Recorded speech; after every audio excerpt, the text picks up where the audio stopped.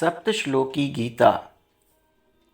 गीता सुगीता करने योग्य है, अर्थात गीता को भली प्रकार पढ़कर अर्थ और भाव सहित अंतःकरण में धारण कर लेना मुख्य कर्तव्य है, जो कि स्वयं पद्मनाभ भगवान के मुखारविंद से निकली हुई है। फिर अन्य शास्त्रों के विस्तार से क्या प्रयोजन है। जो पुरुष ओम इस एक अक्षर रूप ब्रह्म को उच्चारण करता हुआ और ओंकार के अर्थ स्वरूप मुझको स्मरण करता हुआ शरीर को त्याग कर जाता है, वह पुरुष परम गति को प्राप्त होता है। जो सर्वज्ञ है और सबसे प्राचीन समस्त जगत का शासन करता, सूक्ष्म से भी सूक्ष्म है, सबका धाता है, जिसके रूप का चिंतन नहीं हो सकता।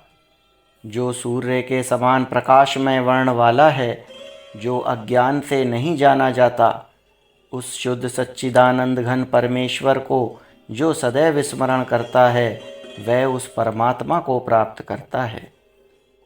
हे अर्जुन, तू मुझ ब्रह्म तत्व में ही मन लगा, मेरा ही भक्त, मेरी पूजा करने वाला होकर मुझ परमात्मा को ही नमस्कार कर।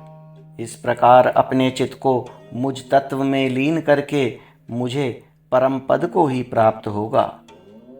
अर्जुन बोले, हे अंतर्यामिन, यह योग्य ही है कि आपके नाम गुण और प्रभाव के कीर्तन से यह जगत अति हर्षित हो रहा है और अनुराग को भी प्राप्त हो रहा है, तथा भयभीत राक्षस लोग दिशाओं में भाग रहे हैं और सब सिद्ध गणों के समुदाय आपको नमस्कार कर रहे हैं। वह आपका स्वरूप सब ओर रहने वाले हाथों, पांवों, आँखों, सिरों और मुखों से युक्त है एवं सब ओर व्यापक रूप से रहने वाली श्रवण इंद्रियों से भी युक्त है, और वह तत्व समस्त जगत में वैराट व्याप्त होकर स्थित है।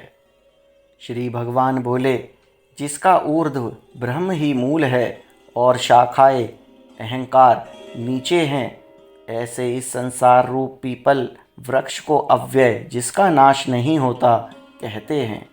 वेद जिसके पत्ते कहे गए हैं, उस संसार रूप वृक्ष को जो पुरुष मूल सहित तत्व से जानता है, वह वेद के तात्पर्य को जानने वाला तत्वदर्शी है।